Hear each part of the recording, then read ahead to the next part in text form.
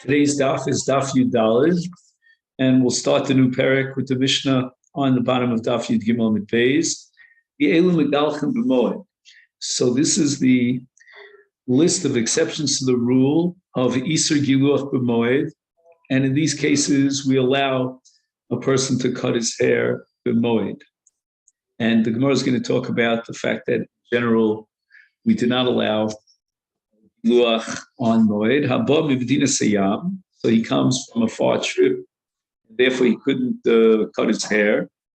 Umibeis hashivya, he was just released and redeemed from the Beis Hashevi from captivity. He didn't have the ability to cut his hair during his time in the Shevi, Vayotze Beis Asurim, or they let him out of jail, so he wasn't able to cut his hair in jail. Vamenuda, and a person who's in Nidui, who has all the dinim of the Isur of the Isurim of Chol Moed, including the Isur Giluach, but he tirulo Chachamim, the Chachamim relieved him of this excommunication on the Moed. So he didn't have a chance because he was enjoined from taking a haircut before the Moed, so we'll allow him to take a haircut on the Moed. Our person had a neder that he would not cut his hair, and the Chacham was matir his neder on Yontif, and therefore he's allowed to cut his hair on Yontif. He was unable to cut his hair before Yontif because of the neder. Now he has Charata, he has Pesach. They were matir the neder during the festival, and therefore you cannot blame him for his failure to take a haircut for Yontif. These are all cases of what we call onus, in other words, unavoidable situations. Ha-nazir va-mitzora mitum oso l'taros. So if we have a nazir who's not allowed to cut his hair, he has other isurim, he's not allowed to enter into Beis HaKaparos and be mitamim himself, he's not allowed to drink yayin or any product of grapes, kartzanim, vadzog. And the minimum amount of days of Nazir's is tam Nazir Shloshim Yom. So here's a Nazir who contracted Tumah, and now the time for his Tara is during Chol Moed. And according to the law of Tara, he has to cut his hair on the 7th day of Yemei HaTara. And we're going to allow him to cut his hair even on Chol Moed. Now we have the case of Mitzorah. And again, on the 7th day of his Tara, he's required to cut his hair. And if the 7th day overlaps with Chol Moed, then we're going to allow him to cut his hair. Normally, we do not allow laundering clothing on a Chol Moed with these following exceptions. And now we start today's daf, and that's Yud Dal. They voided the nidui on Chol Moed, and we're going to allow him now to clean his clothes and launder them on Chol Moed because he was enjoined from doing so during his period of nidui. Now we have things that get dirty and soiled very frequently, like, for example, mitpachos hayodayim, mitpachos hasfarim, umitpachos hasfar. So we're dealing with different kinds of cloths that are used either constantly to wash your hands or dry your hands. And these kinds of nappies get dirty very often, constantly. And therefore, you can't expect him, even if he laundered them before Yontif, to maintain their cleanliness during Yontif. So we're going to allow him to launder these during Chol Moed. Now we have the case of sheets or cloths that are used by barbers, and they cover the shoulders of the customers who are getting a haircut. And once again, we have something that gets soiled constantly and requires repeated washing. So even though he washed it on Erev Yontif, he's going to need to wash it again on Yontif, and therefore we're going to allow it.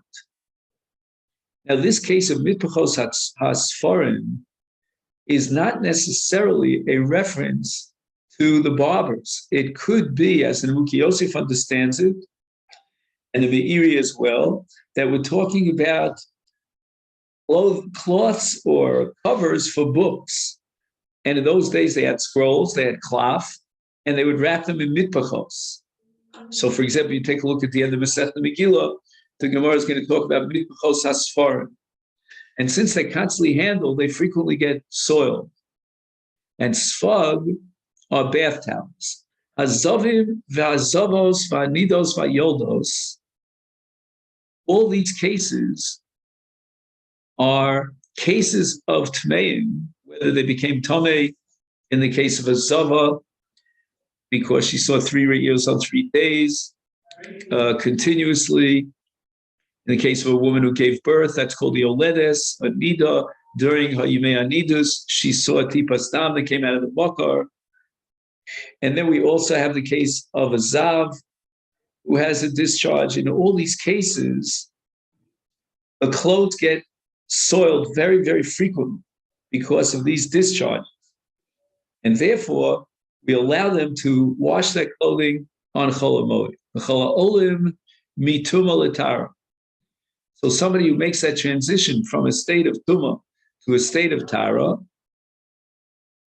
and this is a case where he has garments that are Tameh, or for example, you need Tvila b'mikvah, and once you need Tvila b'mikvah, this applies to garments as well, and you have to clean the garment.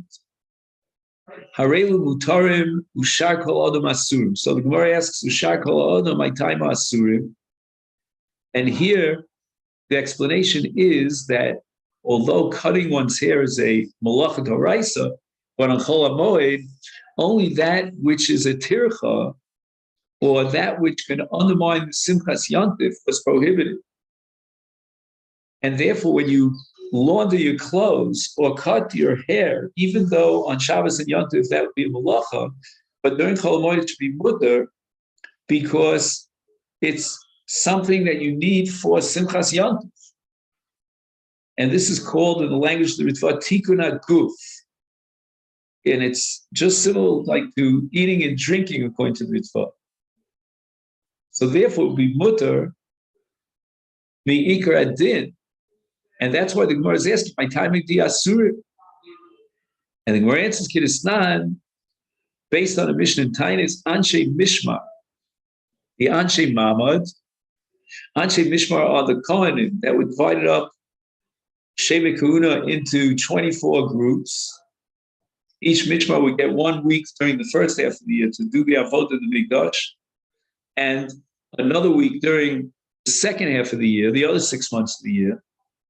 And they had to go into the Mikdash looking very, very groomed. And we expect them to do the grooming before they enter into that week of Avodah. And as a protective measure to guarantee that they will take care of this before the week of the Avodah, the Mishnah prohibits them from cutting their hair or laundering their clothes during that 7-day period of Avodah. Anshe Maimad, right? The Torah requires in the case of a korban that the bailam of the korban stand over the korban. In the case of a korban tzibur like midim or musafim, you can't expect the entire Klal Yisrael to stand in the Beis HaMikdash at the time of that korban. So they needed representatives, what we call them in Hebrew nitzikim. And these nitzikim were called the Anshe Mamad.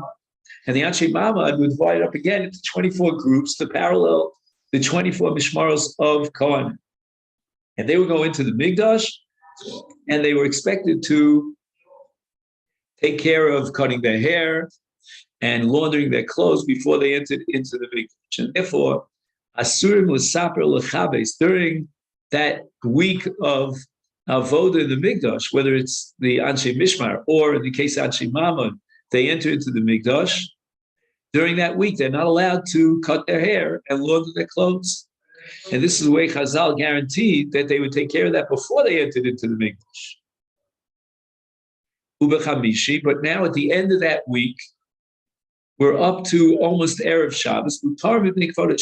Now we're going to allow them, if necessary, to groom and to launder in order to honor the Shabbos. That's called Kavod HaShabbos. And basically, the difference between Onig Shabbos and Kibud is that Onig is on Shabbos, whereas Kibud is preparing for Shabbos, before Shabbos.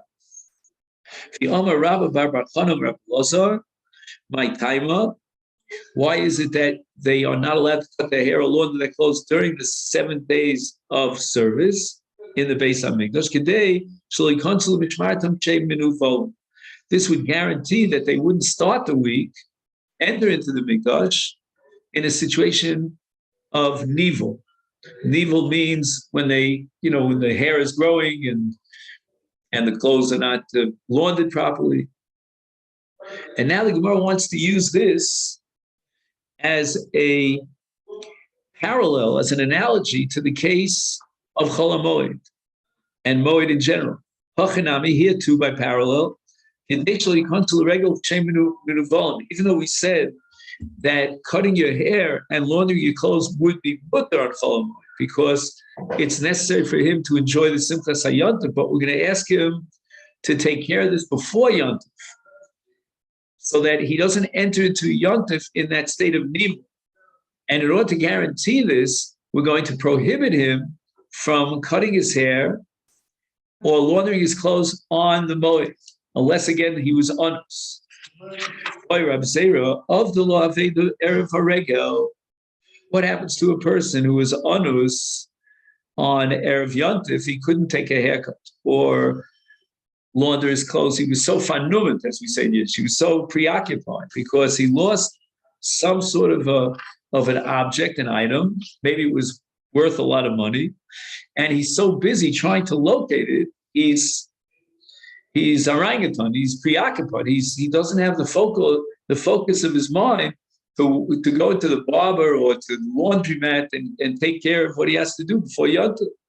We say came in the onus, but should we allow him to launder his clothes or cut his hair on Chol Moed? He was an onus. O Dilma came into Lamucha Milsa. We need a kind of an onus that's public knowledge, because if it's not public knowledge, nobody knows why he's laundering his clothes and taking a haircut on Chol Moed. They don't know that it was because Erev Yontif he was so tired running around looking for his Aveda. He had lost something in the stock market, so he's looking how he could recoup his losses.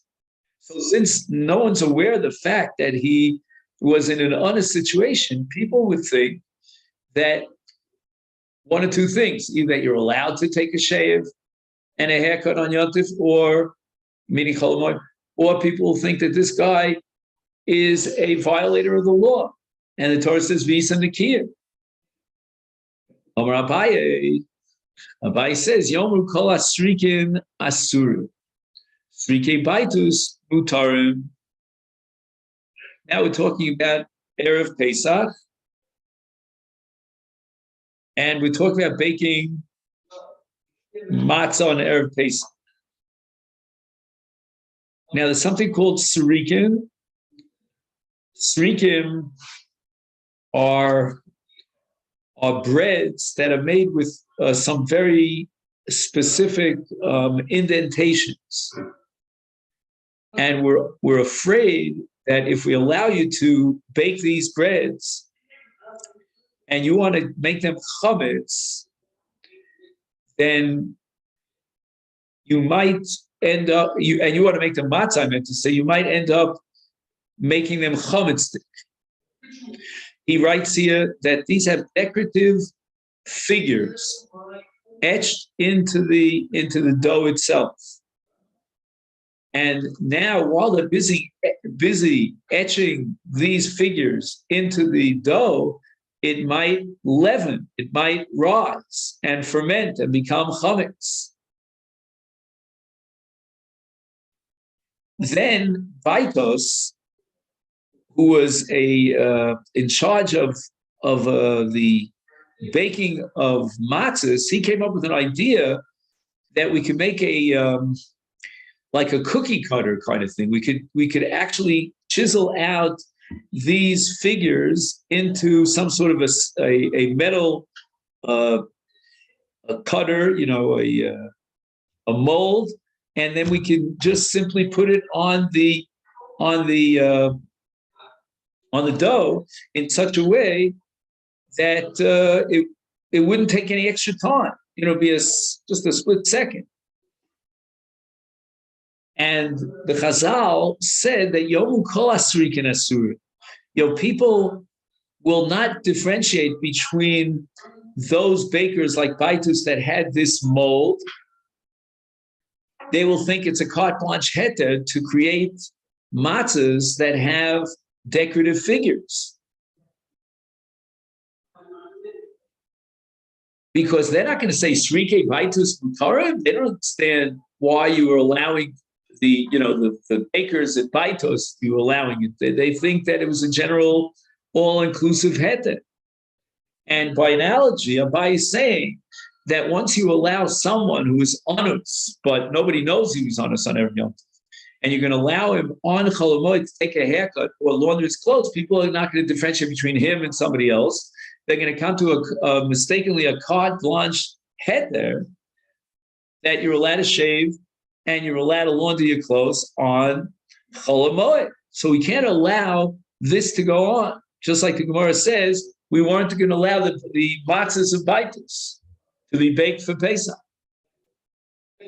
So the Gemara asks, U'letaimech, according to you, that anything that if it's done in a public way, we have to be worried that people will draw the wrong conclusions. Is Hadi Amar Rav Asi Amar Rav Yochanan called Misha Eino El Cholok Echad Mutal Lechabso B'Chol Hamoed? How are you going to deal with Rabbi Yochanan? Rabbi Yochanan is addressing a case of a person who has only one set of garments, and he's allowing him to launder that garment on Chol Hamoed. Who's going to know that this is mamish bitzina? This is a private. You should be concerned about the spectators who have no clue as to why they allowed this person to launder his clothes. They don't know it's a person who's ein lo ela cholok echad. So how could Rabbi Yochanan have made this exception in the case of ein lo ela cholok echad? And the Gemara says, Hasanami, there too, Yomru kol asrikin asurim, srike Baitus mutarim. Once again, just like the logic of the Gemara in Pesachim with regard to Srike Baitus, we should apply the same logic here in the case of Mishain Lo Chaluk. We shouldn't allow him to launder his clothes on Chol Hamoed. And the Gemara answers, Mar Allah, Mar Barav Ashi, Ezoro Mochiach Halam. We do have a way of publicizing the fact that he has only one chalok, and that is from his azar. How does the azar, the belt, indicate that he has only one set of garments?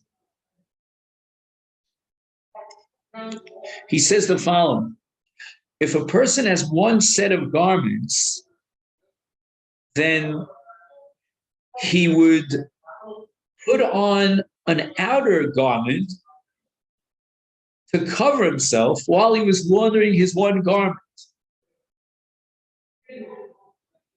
And what would he do if he put on this outer garment? He would wear a belt to prevent it from opening. Why? Because he's basically naked inside. The clothes that he wears on the inside are now in the laundry, and he has no other set of clothes. So he's going to really have to put on a belt to cover his, I'd call it almost like a bathrobe. And the onlooker, the spectator, sees the bathrobe, and he sees the belt, and he understands that he's naked underneath the garment. And that's going to be proof positive in the minds of the spectators that this man has only one garment. So again, the way that the person behaves when he does launder that one garment that he has is going to indicate during the laundering process that he has only one challah.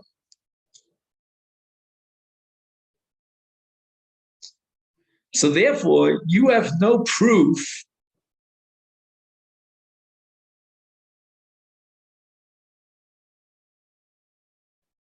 from Rabbi Yochanan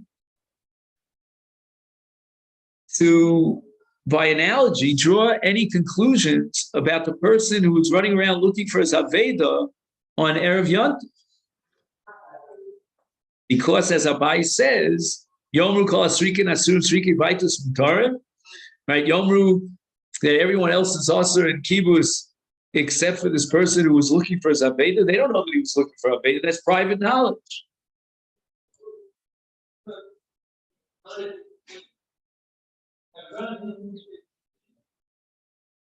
Rav Ashi Masna, he has a different formulation of Rabbi Zera's Safek about someone who lost an Aveda on Erev Yontiv. Boy Rabbi Zera, Uman sha'avdal Aveda Erev haregel mahu kevan di Uman hu muchacha milsa odilma kevan de la muchasa milsa kihanach lo. In the case of a professional artisan, a skilled workman, take for example, a barber. He's an uman. He's a professional barber. And in that case, Rabbi Zera wants to argue that he should be allowed, if he lost an object on Erev Yontif, to cut his hair on Yontif, on Chol Moed, because of Muchacha Milsa.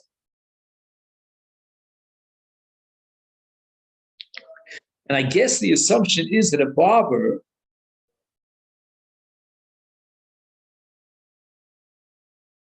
is so busy on Erev Yontif that it's Muchacha Milsa. I don't know if this should only apply to a barber or maybe to a physician or somebody who works in Ada. You know, I'm saying that there are different jobs of people who are very preoccupied on Erev Yontif, but I guess the barber is specific because everybody wants to take a haircut on Erev Yontif. So everybody knows that the reason why we're allowing this barber to take a haircut on Yontif is because he was too preoccupied on Erev Yontif. He's an onus. Oh, Dilma, should we say no? This is not like a person who gets out of jail or, comes off the boat from China, where everybody and their uncle realized that he couldn't possibly have cut his hair. It's absolutely public knowledge. But in the case of a barber, it's not absolutely public knowledge. He could have found the time to take a haircut. So the Gemara ends up with an unresolved question of Rabbi Zera. And again, according to the two Lishonos, let's just review them. According to the first Lishon of Rabbi Zera, we're talking about a person who on an Erev Yontif had lost an Aveda. Nobody knows about it. Or according to the second Lishon of Rabbi Zera, we're talking about a barber who is very, very preoccupied, very busy on Erev Yontif, and everybody knows about that. In the case of someone who lost an Aveda, in the first Lishon of Rabbi Zera, who knows that it's not public knowledge that he lost an Aveda?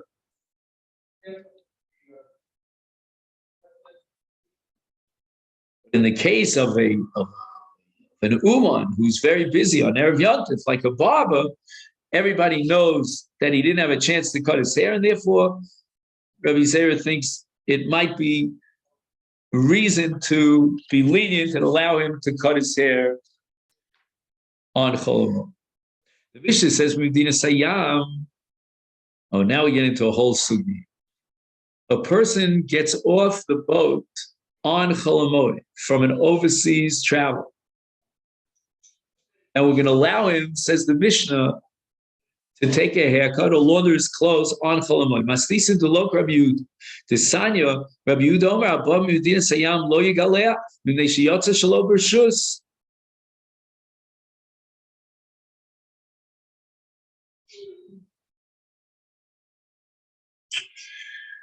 So what does this phrase Yotza Shelo B'Rshus mean? The flip side of Yotza Shelo B'Rshus is Yotza B'Rshus. Rshus is a word, it has many meanings, but in our context, Rshus means the government. It means those who have authority. Now, if it's Yotza B'Rshus, it means he went out on this trip, sailing the seven seas, because of a compelling decision of the ruling authorities.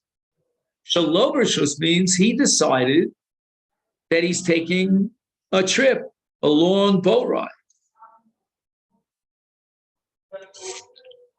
Like my father's first shiloh when he was in Rabbanas in Bangor, Maine. That was his first shtel. He was 22 years old. So he told me that his first shiloh that he had was a man and a woman were married for many, many years. They skimmed and saved pennies until at the end of this period of about 60 years, they were able to buy tickets, 2 tickets, to sail all over the world. The only problem is that her husband died 2 days before the ship embarked. And she asked my father, would she be allowed to sit Shiva on the ship? That was the shiloh that he had, his first shiloh in Rabbanan. So people take, they take a trip around the world. Remember that movie, what was called Around the World in 80 Days? So Amar Rava. So Rava wants to set up 3 different categories of people who embark on a cruise. One is Lashut, somebody wants to see the world. Divrei Hakol Os. We're not going to allow him because he decided before Yontif that he's going to get on a boat and sail the 7 seas for his own pleasure. That we're going to allow him to take a haircut when he comes back home on Chol Hamoed. So everybody agrees that that's us. Limzonos, if on the other hand, he needs to bring food, to supply food for his table, for his family, Divrei Hakol Mutar. If he had to take a trip in order to eke out a living, and he had no choice in the matter, he's honest, everybody agrees that in such a case, he's allowed to take a haircut on Chol Hamoed. Even Rabbi Yehuda would agree. So where then is the machlokas, says Rava, which is recorded in our Mishnah? Lo nechleku el arvicha. What about a person who has money in the bank? He wants to embark on a trip to, buy and sell, import and export, and make a lot of money. Mimedamile kilashut. Mar medamile kilashut. Umar medamile kimizonos. According to Rabbi Yehuda, this guy is on a luxury trip. It's like taking a trip cruise around the world. Why should we allow him and consider him an anus to take a haircut on Chol Hamoed just because he decided he wants to import whatever and make a lot of money? Whereas the Chachamim say, no, we could be makil, like Mizonos. We're going to we're going to decide whether or not he's going out for a justifiable purpose because he needs to put food on his table, or maybe he wants to make some extra money.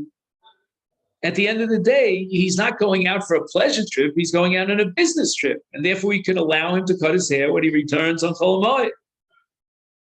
And now the Gemara is going to spend a lot of time quoting a brisa of Rebbe to try to prove that the machlokes between Rabbi Yehuda and the Chachamim is not limited specifically to the case of Harvacha, as Rava would have it, but that the machlokes between Rabbi Yehuda and Rebbe applies to all three categories.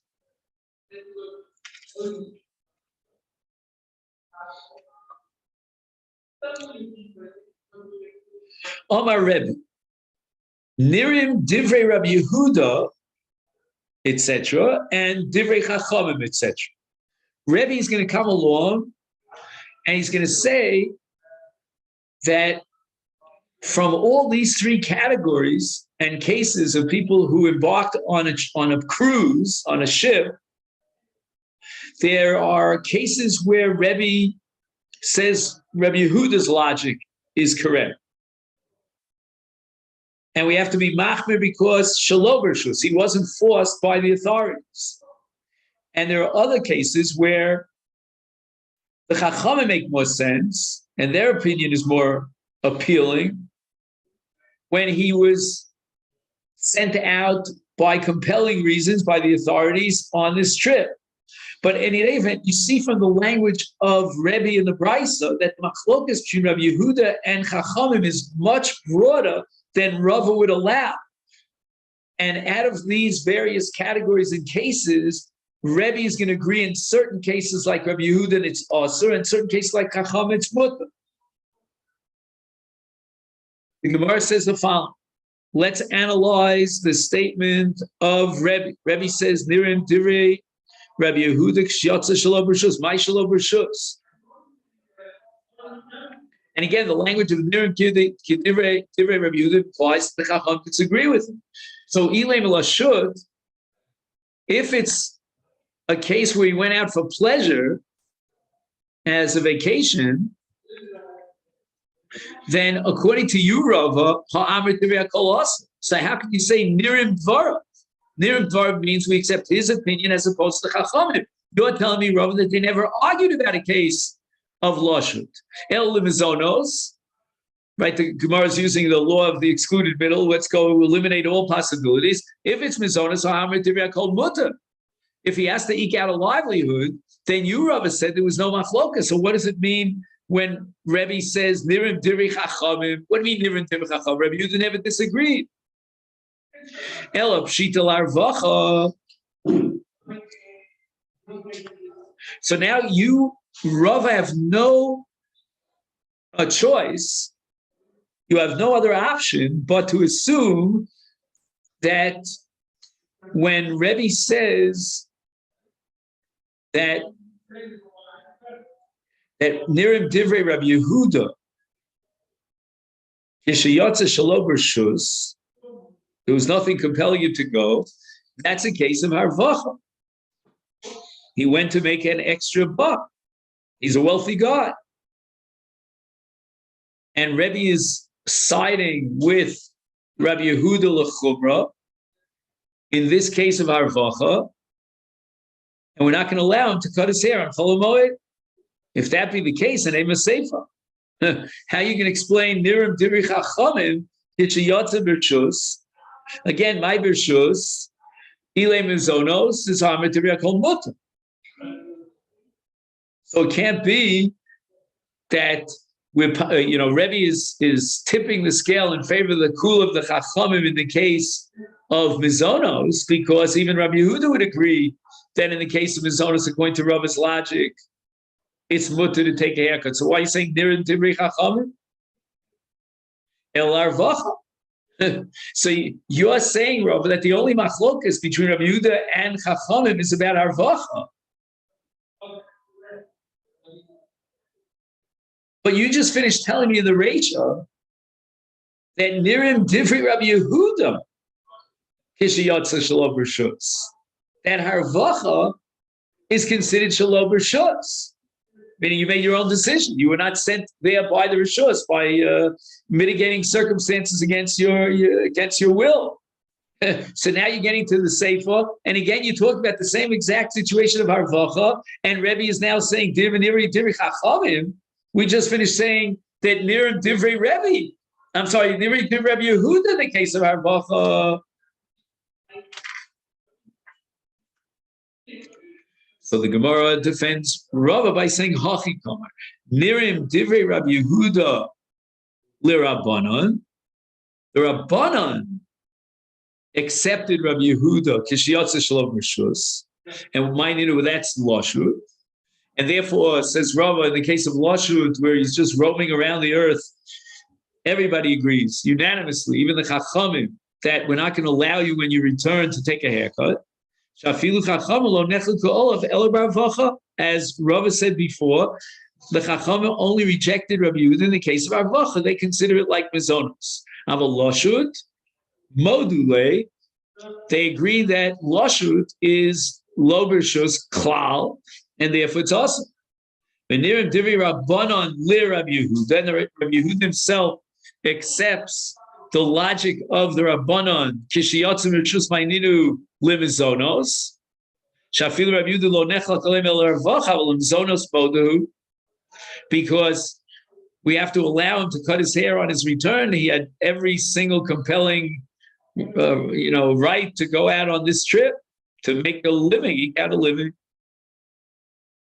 So the Gemara now is able to reconcile this brisa with Rava by reinterpreting the Nirim, that the Nirim, Divrei, etc., is not the way Rebbe saw it, making a decision and preferring Rabbi Yehuda over the Chachamim, but Nirim, Divrei is a statement that's made by the Bar Plukta, and it's cutting down the area of the Machlokus. The Machlokus is only in the case of Harvacha. Omer Shmuel, Katan anolad b'moed, mutar legaleach b'moed.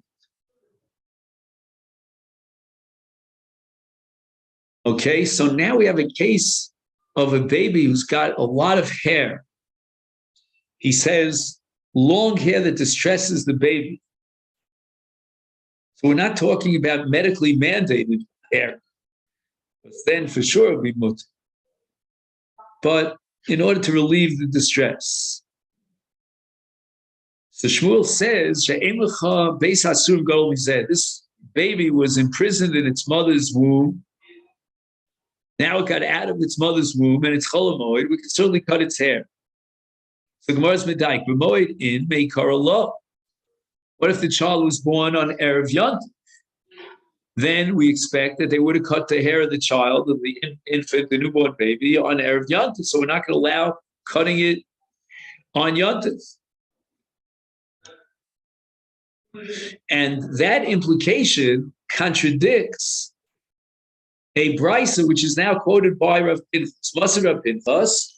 We have a brisa that seems to indicate that under all circumstances, we will cut the hair of the infant. And this brisa is going to present an equation between two sets of halachas. The halacha of Isur Giluach on Chol Moed with the halacha of the Isur Giluach of an Ovel, which means that if a person ever lost one of his 7 close relatives, then for a period of 30 days, he's not allowed to cut his hair. And the Brisa says, "Kol elu shomu mutar legalech b'moed." In all those exceptional cases where we allow cutting the hair on the moed, mutar legalech b'mei avil. We're going to have a parallel leniency allowing an avel during his 30-day period of avelus to cut his hair.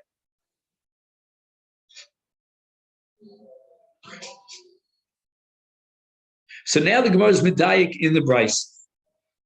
In those cases where you're not allowed to be megalech b'moed, the Brisa is implying that asul galech b'mei evon, that during avelus you're not allowed to cut your hair. So the Gemara is now assuming an absolute equation. If it's asur in giluach in moed, it's asur in giluach in avelus. If it's mutar in giluach in moed, then it's mutar giluach in avelus.